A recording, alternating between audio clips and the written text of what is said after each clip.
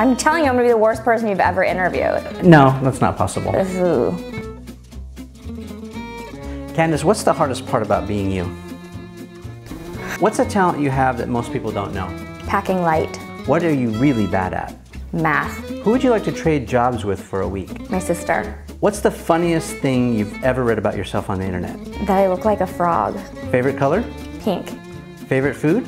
Pho. Which I know is pho, but like I also say croissant, not croissant, so. Favorite place to visit? Cape Town. Favorite book? Oh. Right now, Super Nanny. What is your spirit animal? I don't really understand that because like I'm not an animal. People say I'm their spirit animal, so the whole thing is very confusing to me. I don't know. A poodle. Nice. Who has made you the most starstruck? Oh, when I was bartending, when I first moved here, Paul Rubin, Pee Wee Herman, I like about died when he walked up to the bar. What have you learned about yourself from being in business? That I'm tougher than I give myself credit for. What's the best thing about being Mrs. Casey Neistat? When people are nice to me, it's nice. What's the worst thing? Just hectic all the time. I'm just exhausted being near it. What is your definition of the perfect day? Sleeping in, faux lunch, more sleeping, cuddling with my baby, Netflix, Chinese food, and more sleep. What makes you mad? Everyone. What was your first job? First job on the books was gift wrapping at Williams-Sonoma for Christmas. If you could live in any era, what would it be? The 70s, California beach. If you could take lessons from any expert, what would you learn and from whom? Okay, so there's this guy I'm obsessed with, Mark Limones, and sometimes I tell the girls that work for me they should watch his show just as like a little like tutorial. You mean the Prophet, Marcus? Yeah, the Prophet, Marcus Limones. Yeah. I love him. I want him to sit down with me and like tell me what I'm doing right and wrong. How would you describe yourself in 3 words? Moody, obsessive, funny. What's the best advice you've ever been given? What's the worst that can happen? What's the worst advice? Stick to your plan. What's your worst habit? I burp a lot, loud. What's your pet peeve? People chewing with their mouth open. How often are you wrong? Every day. Whoops. Whoops is a word I use a lot. What game show would you like to be on most? Survivor. I don't think I'd make it very far. What are you afraid of? Be honest. My parents dying. Do you have a superpower? Yes. No. Maybe. Sometimes I dream things that actually happen. I just have to figure out how to realize that it's going to happen before it happens instead of recognizing that it happened in a dream before it happened, so I can like use it for good. When do you feel the most creative? Okay, so I realize that when I get massages, the ideas for jewelry designs and things and plans come to me so I think I need to get more massages. And finally, your best advice for entrepreneurs. Everyone's gonna say you can't, but if you're a true entrepreneur, then you know when you have an idea, it's this fire that does not go away and you can't stop until you do something about it. And it's like this itch you have to scratch, and the only way to scratch the itch is to do things. So that's the advice. If you don't have that itch, then you're not a real entrepreneur, and I would say get a job.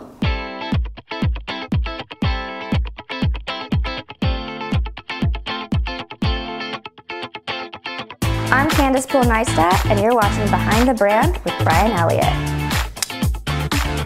Hey, I'm Brian Elliott. Welcome to another edition of Behind the Brand. I'm here with the amazingly talented Candice Neistat. Candice, thanks for having us to your New York office. Hey. It's so fun to be here. Yay. I usually ask my guests, how'd you get this job? How did I get this job? I had a friend when I first moved to New York City, and we both worked at a restaurant, and I knew that I didn't want to work at a restaurant, and I didn't care what, I was young and I was wild, and I was like, I'm going to be my own boss, I don't care what I do. And she wanted to be a jewelry designer. So I was like, let's do it. And I mean, I was so young and stupid, I didn't know that like, everybody told me after the fact, you shouldn't have done that, but that's what we did. We moved into a studio apartment together and repaired jewelry for 20 bucks here and there.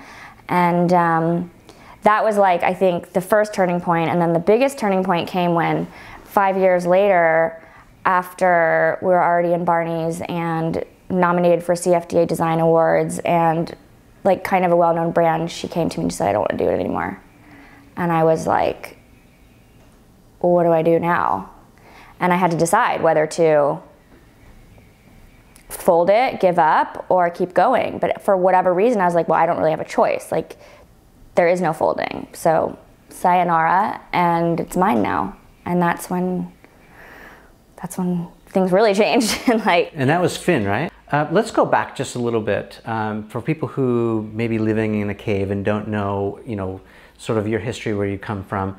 So your parents, you were born in South Africa, right? Mm-hmm. And then you moved out here to like the Texas area. Mm-hmm. Walk us through what that looked like. Like, when did you come out, and why did you come out? And so I was a baby, and my parents left because they didn't agree with apartheid, and Houston was a boom city because of oil, and they had a shortage of medical workers. I don't know how into this you want to get, but like, it is kind of interesting because they were recruiting doctors, just basically bringing them and their families over to Texas.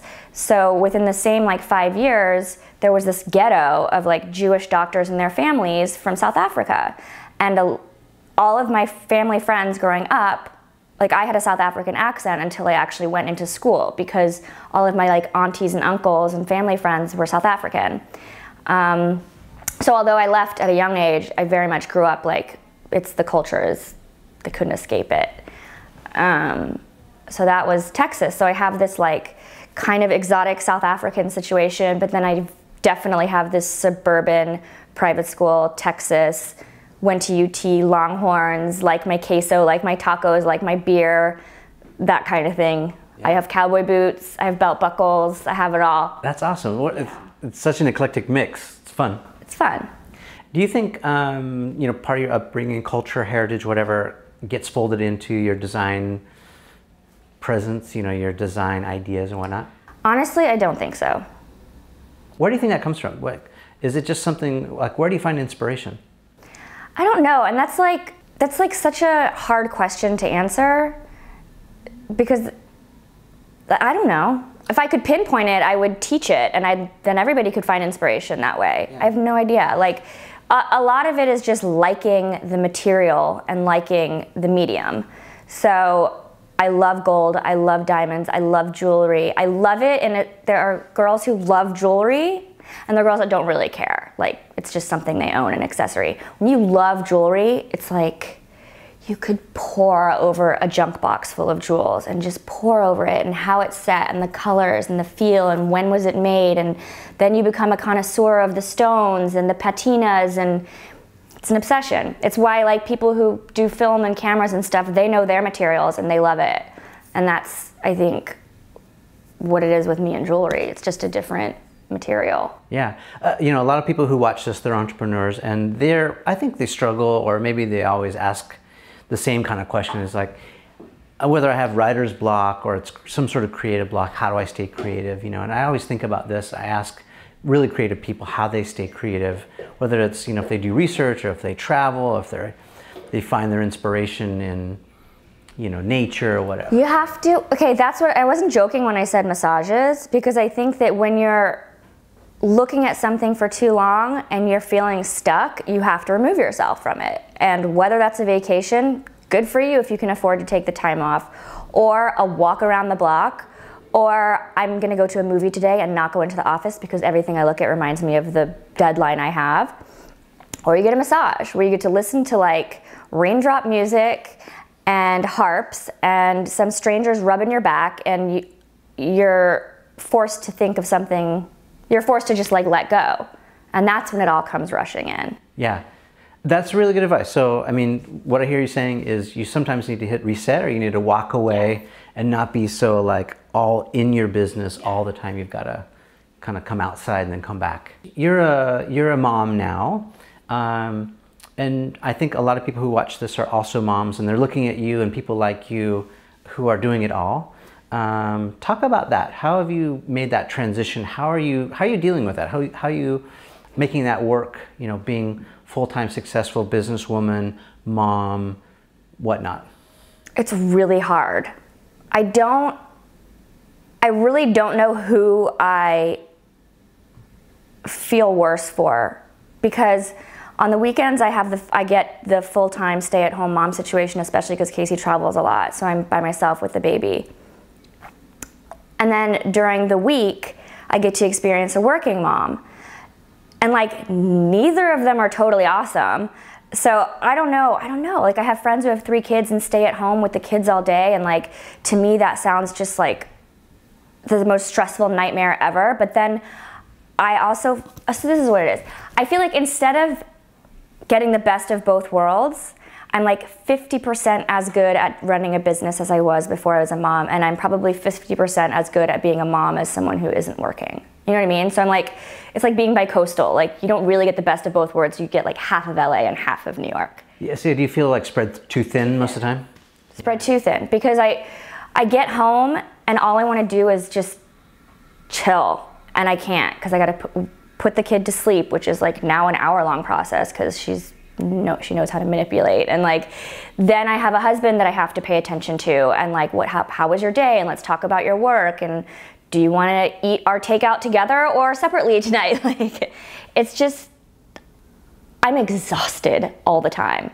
And I have help too. Like, I don't know how people do it. And I only have one. Yeah, well, you know, they say 1, 3, whatever. It's still 100% of your time, right? Right. And so it's just cutting the pie. Maybe let's do a little bit of forward thinking. Like, how important to you is what you're doing right now? Like, you know, the modeling aspect. So Francine's watching you probably. Like, you know, as, you know, you're a female, she's a female. How important is that modeling? Like, you've got a business. I want her to see me working, or I want her to see me independent, or I want her to see me, you know, crushing it, kicking butt. Yeah, I mean, there's definitely things that I would like for her to learn from me. Like what?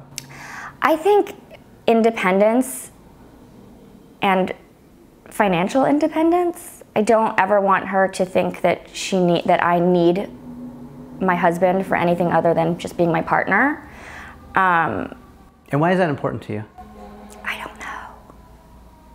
I don't know. I mean, it's something we argue about all the time, because he's like, why won't you let me spoil you? And I'm like, I don't know. It's not in my DNA. I don't like it. I want to earn my own money, and like, I don't know what it is. I don't know where it comes from. My mother doesn't work. She's fully supported by my father. I don't know what it is. Do you think it might be, how are you at being vulnerable? Like, Terrible. Terrible. Do you think it might be vulnerability? Yeah, probably.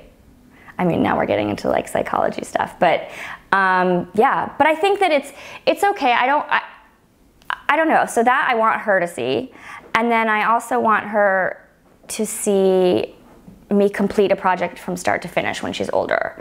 Like, I think that's really important, to know that there's more than just the little everyday things, that there's like long-term things you need to work towards, and to see things through from start to finish. And so those things are good. But I will say that I do have a guilty feeling, because I also don't want her to think that I'm the mom that's never around.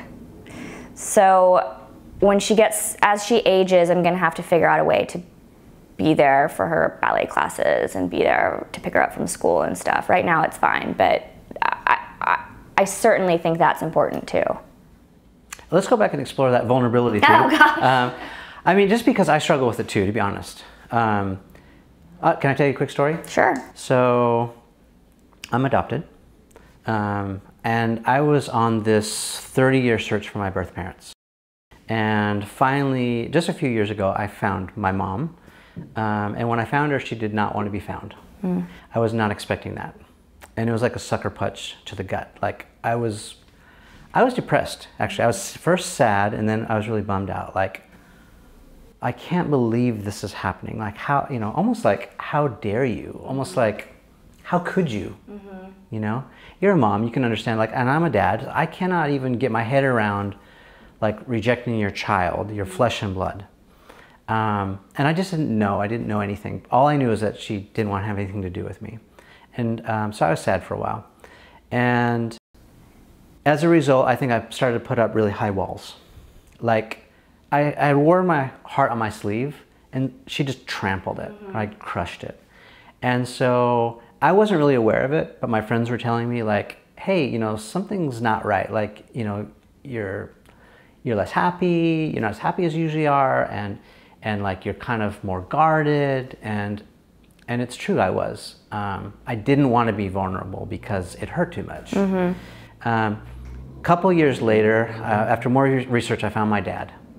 And my dad was actually super open. He was, you know, he's this really liberal guy, literally lived on Haight-Ashbury. He was a hippie, you know, did every drug you can think of, played guitar, lived in a cave, he was in the wine business, really awesome guy.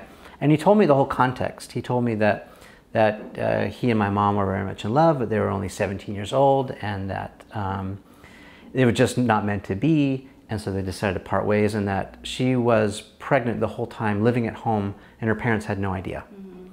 And so they literally found out the day I was born that she was pregnant. And so I started kind of piecing it together, like, oh, she still feels maybe guilt or shame, or maybe something that she's still carrying with her. He told me, you know, all these other things that really helped me, anyway, work through the whole thing. I've since read a couple of great books that have also helped me kind of flesh out this vulnerability issue. One of my favorite authors is Brené Brown. Do you know Brené? So Brené is this psychology person. She's actually out of Texas. She has this amazing TED Talk that's been viewed like gazillion times.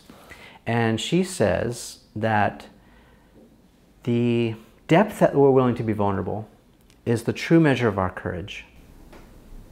So the depth that we're willing to be vulnerable is the true measure of our courage. And that just nailed me, like just totally nailed me. Like it was like an indictment, like, okay, so I'm a chicken, you know? And it really helped me start to be more comfortable, although I'm totally not there. But like, I wonder if some of those feelings that you have, besides being tough and independent and awesome, have something to do with, you know, wanting to avoid pain or hurt and all that, you know? Absolutely. Yeah. In an even more like obvious way, it's that I feel like you're putting yourself in a vulnerable position when you're having somebody take care of you. I don't want to be. I don't want ever to have to feel like, well, I owe somebody something. Let's move towards you and Casey. So talk to me about your life on camera, or, you know, as a willing or unwilling participant. What's that like? I'm unwilling. I don't know. I mean, what do you want to know? I mean, do you prefer not to be, or you're like... I prefer not to be. Yeah. I'm in the frame, you know, I'm not smiling, I don't want to be here. I'm not into it. Yeah. I mean, when I know I'm in an episode, of course it's human nature to go and watch it and see what I looked like, and is that how I talk, and was it funny? I remember I said something, was that funny? Did he edit it properly? Like, and then to read the comments, but then I stop because I mean, the emails, I mean, I told you, like, this is like difficult for me. Yeah. That's how I mean, I knew a long time ago I could never be an actress because I don't like, it's a complete insecurity. Like, I don't like how I sound, I don't like how I look, I don't know if I'm doing things the right way, or, yeah, it's just not. The only thing I like about it is having a record of like our lives, but then I hate that so does everybody. So it's hard. I mean, it's definitely been like a big issue for us. But then it's like, what do you do when you love someone and something makes them so happy? You know? So you've been able to find some compromise? We've been able to find some compromise. And yet you're also, at least internet famous for not giving a rip about anything. That's what I love about you. Is well, like, that's the irony, isn't it? Is that like, I really don't care, but then the reaction is like, people react to it. And I've become this like unwitting figure, and that's where Billy came from. What happened was, you know, my business partner left me. I had to figure out how to run this business by myself. And she was the designer, I was not. So although I had input and ideas, all of a sudden I was the one that had to design jewelry. It was terrifying. I mean, absolutely terrifying. I had no idea what I was doing. And then things felt a little funny, you know, like this doesn't feel like this aesthetic of Finn with the girliness and the pink and it wasn't me. It wasn't me. I'm much more masculine. I'm much more like brute force with my humor and with my cursing and with my drinking and with my smoking a cigarette with my coffee. Like, and it was like this. Yeah. Now I could still design for Finn because it's my company and I understood the brand and I understood the design and I knew what to do, so I did it. But I was never connected. I never felt connected. In fact, even the name, like it wasn't, she had the name before we got together. She's like, I want to call it Finn. And I was like, okay, you know, whatever. But then something happened when Casey started the vlog. Okay, so sorry. So before the vlog, I wanted to quit Finn. I wanted to quit. It wasn't me. Like, it was still super successful, like profitable company, and paid my employees, no debt, everything's great. Were you gonna sell it? I was considering what to do. Yeah. Was I gonna sell it? Was I gonna cut myself out and just hire someone to do the design and like let it be its own thing? Why not? Ralph Lauren does that. Right, like so, but just not be a part of it anymore. I considered maybe not working at all if I were to have a kid, which wasn't really an option. So then I was like, what is me? Well, all those things I said, that's me. And so I wanted to start this brand where it had one necklace that you bought and it had one perfect cashmere sweater and it had one perfect cashmere scarf and the one perfect tote, and it was gonna go from there. And it was gonna be only online and it was mine. No partners, nobody, it was my aesthetic and I could connect to it. And the sweater was gonna be, because it was the only sweater you wanted to buy, $400. And the necklace was gonna be $3,200. And it was gonna be a really high-end, the basics kind of brand. So I'm in the works and I developed the logo and I was talking with cashmere factories and I was talking with my jewelry factories about the necklace, and then these kids started to comment on Finn. Love your jewelry, wish I could afford it. Candice, you're a badass. I look up to you. And all of a sudden I was like, what is going on? Yeah. And I had to feedback. I had to talk about it, and Casey's like, you're nuts if you sell $400 cashmere sweaters. He's like, you have this audience, and give them what they want. And I was like, yeah, but you know, I want to do really nice things. He's like, do nice things, but take it down a notch. Yeah.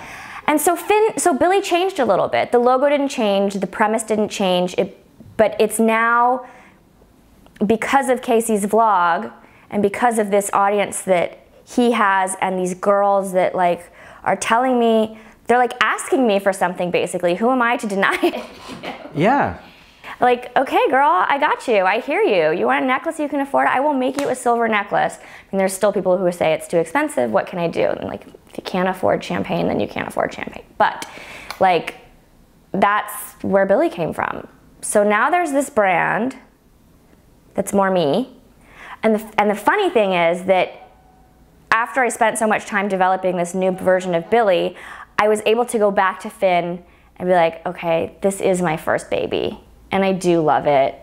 And I'm good at it. I'm good at it. I'm good at designing for it. And let's keep going. See, you walked away, you hit the reset, you refreshed, you got fresh eyes, and that's awesome advice. Yeah. That's great. So now I've got 2 companies and 2 children. Because Casey's my other child. I love that story. I love that story so much. I guess, what advice would you have to people who feel stuck? You know, sometimes you get into a rut that you can't get out of. And we talked about maybe walking away, getting a massage. And that's awesome. But like sometimes, you know, we don't know when to cut bait on something. You were debating whether to sell your company or transition or what to do with it. Like, how long do you give that, with quotes, great idea until you give up on it? Like, maybe it's not working, maybe you're not getting the feedback you're looking for. I mean, I feel like sometimes great people quit great things too soon, or not so great people keep doing them too long. How do you know, like, how and when to stop? Well, I think there's two things. One is the emotional part of it, and one is the financial part of it. Emotionally, if it's killing you, maybe it's time to end it. However, there's also the financial part of it. Finn was killing me a little bit inside, but it was profitable, and I didn't have another plan. So it wouldn't have been wise to just shut down a profitable business with employees and rent paid, and Barney is carrying, like, I had these assets that people strive for, that work their asses off for. So it would be irresponsible to shut it down without something else, right? But, so that's the two things you have to decide. But like, if it really was so bad that the financial part just didn't matter anymore, that I was like miserable walking to the office every day and like wanted to slice my eyeballs out every time I saw the Finn logo, then I would have had to really been like, make a plan with steps on how to stop that, how to end this and segue into something else. But you have to have something else. You can't just be like, I can't do it, I give up, and stomp your foot and then be like, something else will come my way. Like, you had the first thing because you had a plan. So what's the next thing? It's okay, and it's always fine to like give up on an idea. I mean, within my companies, I give up on ideas all the time. I have probably made over 200 pieces of jewelry. There's not 200 pieces of jewelry on my site. There's probably 40% of what I've ever made has been cut and scrapped and sold for gold. Like, because it was that design failed. What are you gonna do? Now I need a next one. You're a growing company. You're starting to add a team, I would think, a bigger squad.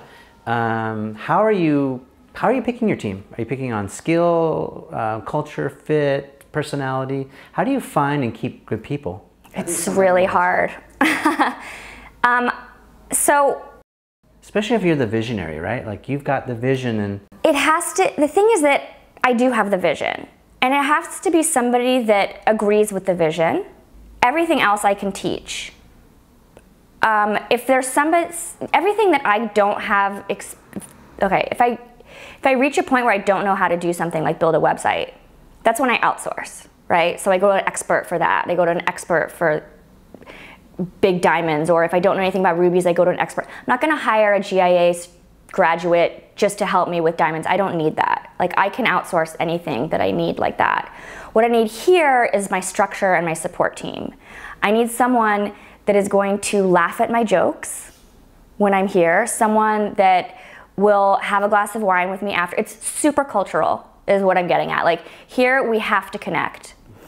And the girls that work for me that stay around a long time are the ones that are like, Casey calls them the girls I pay to be my friends. He's like, are you going to dinner with those girls you pay to be your friends? And I'm like, yeah, I am.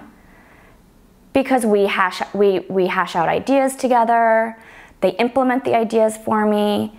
I respect their opinion. I was going to say, you probably don't have a lot of yes women or yes people around you, right? No, and if any of them, if I get the feeling that they're just saying yes just to be nice, I will call them out on it. And tell me what you really think right now, and then they'll tell me what they really think. But they're like my girls here. They're like my nieces, or like, because I'm so old, I can't be their sister. They're just good people that have my back.